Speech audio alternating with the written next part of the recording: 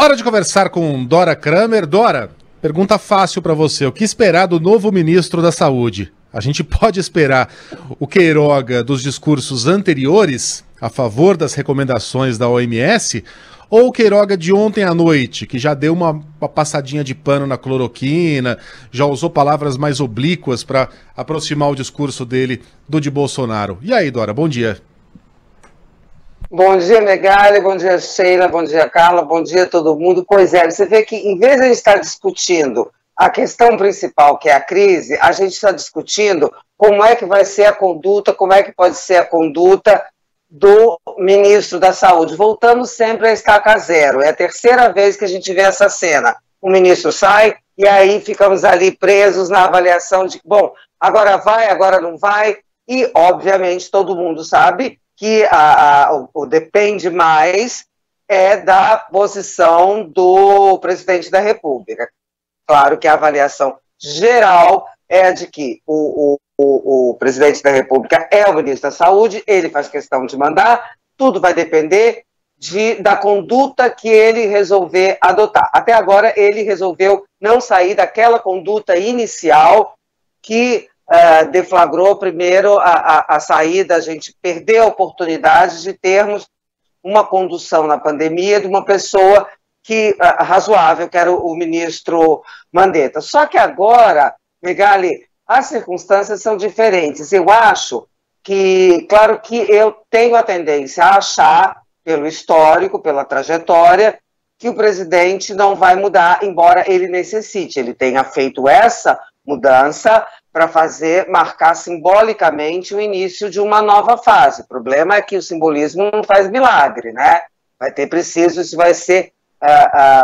que ter ações concretas. E as circunstâncias para ele continuar naquela toada anterior, elas são circunstâncias muito desfavoráveis, não é mais a mesma coisa. Primeiro que a gente tem aí a evidência da gravidade, as mortes, tudo que já aconteceu, o histórico de posições deles, de atitude e mais, desfavoravelmente a ele, né?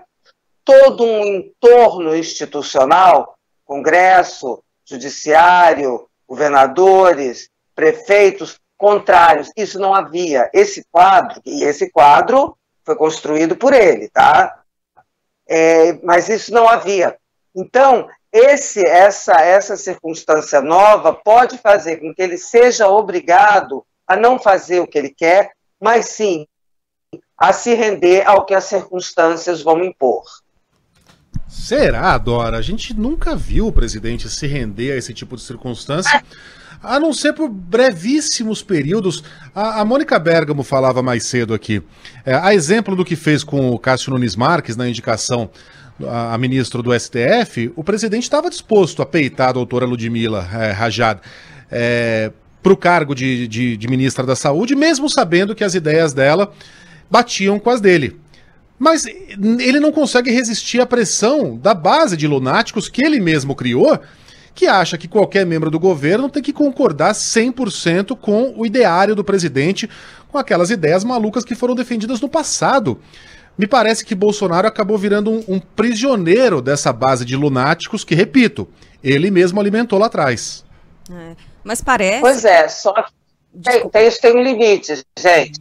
A rendição às circunstâncias depende disso, porque se ele não se render, dependendo de como as coisas vão, vai se formando um ambiente total contra, não é? Então, daqui a pouco, a depender das circunstâncias, a gente pode não estar falando mais em substituição de ministro da Saúde, e sim em substituição de presidente da República. E, evidentemente, que isso está no radar do presidente. Então, não adianta a Ludmila não foi ministra só porque meia dúzia de malucos disseram que não. É porque ela percebeu, evidentemente, ali naquela sabatina, naquela conversa, que era misturar banana com laranja, não tinha a menor condição de tocar essa coisa, né? Então, não adianta a gente achar que o presidente conseguirá tocar as coisas ficando sozinho, isolado com o país todo. Se ele conseguisse, se ele achasse que conseguisse, ele não faria essa movimentação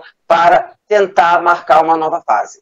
Bom, essa base, Megali, ao que parece, ela começa também a mudar um pouco de comportamento, pelo menos algumas pessoas aí próximas do presidente. Parece que a ficha caiu, né, Dora? E agora ele recebe essa sacudida, aí, esse sacolejão de que algo precisa de fato ser feito. E aí, Dora, eu pergunto com relação ao timing dessa troca. Será que é isso? Será que agora a ficha caiu para essas pessoas, elas estão pressionando o presidente a adotar algum outro tipo de postura? Tem algo mais por trás desse momento? Porque a gente, sabe que essa troca precisa ser feita faz tempo, né? Faz alguns meses.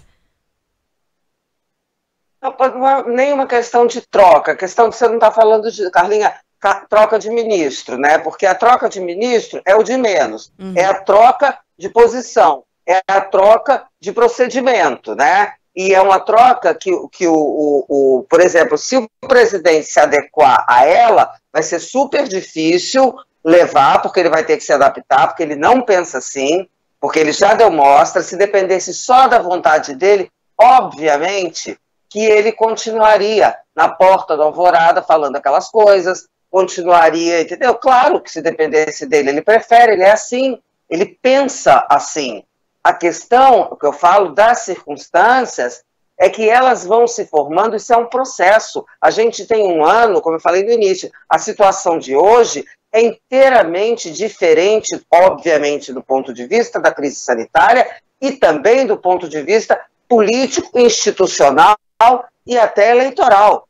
A coisa mudou muito. Então, não dá para a pessoa fazer a mesma coisa numa circunstância diferente. É isso que ele está tentando, ver se consegue transitar numa nova realidade, colocá-la mais favorável a ele, sem que ele tenha que abrir mão totalmente das convicções. É uma equação dificílima de levar. Olha, se o doutor Marcelo Queiroga está assumindo o pior emprego do mundo, o presidente Jair Bolsonaro está entrando numa fase de governo que é uma coisa muito difícil. Ele tem que negar, sem negar totalmente o que ele pensa, para que não pague um preço muito maior lá adiante.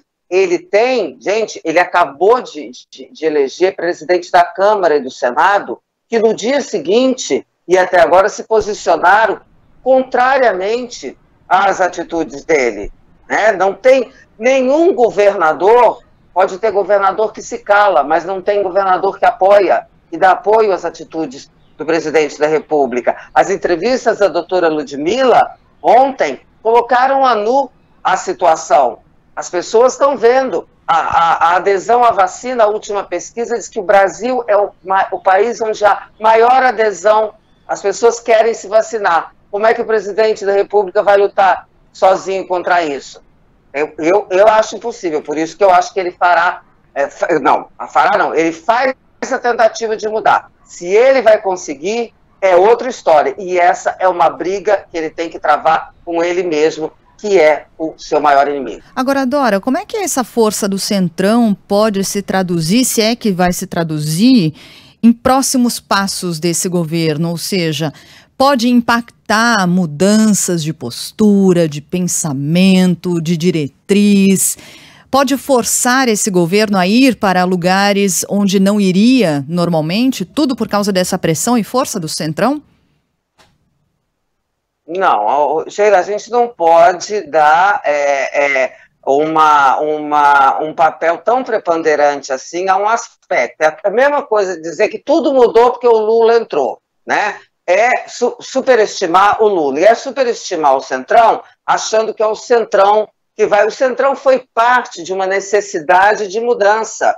Se o presidente não precisasse, ele continuaria naquele cococó de velha política, de não sei o quê. Entendeu? Foi buscar o Centrão porque precisou. Então, ele é um elemento, é um conjunto de uma obra. E é isso que faz a situação do presidente tão complicada. Porque ele não tem uma zona de atrito isolada, né? Ele não tem um adversário. Ele foi formando um ambiente Eu estou sendo enfática assim, gente, porque eu estou impressionada que eu nunca vi, tá? Esse negócio da política. Nunca vi. Nunca vi presidente conseguir ser eleito presidente da Câmara e do Senado. No dia seguinte, esse presidente da Câmara e do Senado estão falando o contrário do que você pensa. Quando a gente achou, não era avaliação, o Congresso vai ficar de joelho. Uma vírgula. E sabe por quê? Porque o presidente da República tantas exorbitâncias ele comete, que ele acaba impossibilitando as pessoas que, de repente, até gostariam ali, eu não estou tirando o fanático, porque o fanático fica de qualquer jeito, em qualquer lugar. Mas as pessoas que até gostariam de ficar ali numa boa, um centrão, até para tirar uma, né, e levar um favorecimento, ele impossibilita essas pessoas de ficarem do lado. Aí vai ficando todo mundo contra. Então, eu nunca vi um ambiente. Então, não é o centrão.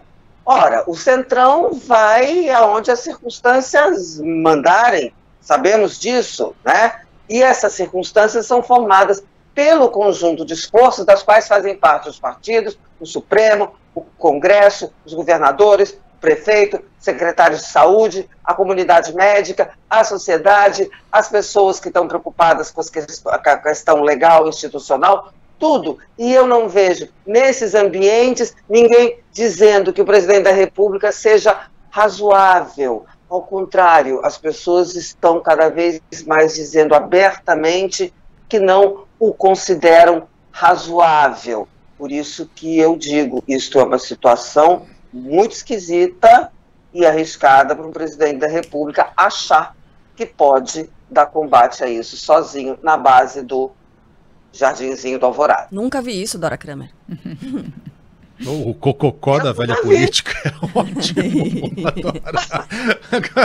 Seja o que Deus quiser, né? Que o ministro da Saúde exerça um papel de um especialista em saúde, de um médico, presidente da Sociedade Brasileira de Cardiologia. O currículo tá lá. É o nome dele que está em jogo. Diga, Dora. Pois é, se ele bater de frente, ele cai. Se ele fizer o que o presidente quer, ele se desgasta. Por isso que eu chamei que o doutor Marcelo Queiroga, todo respeito, nem conheço, mas está assumindo o pior emprego do mundo. Pois é. Toda sorte para ele, porque sorte para ele, no final das contas, vai significar sorte para a gente também. Dora Kramer volta amanhã com outras análises. Um beijo para você, Dora. Tchau, até amanhã. Tchau, beijo.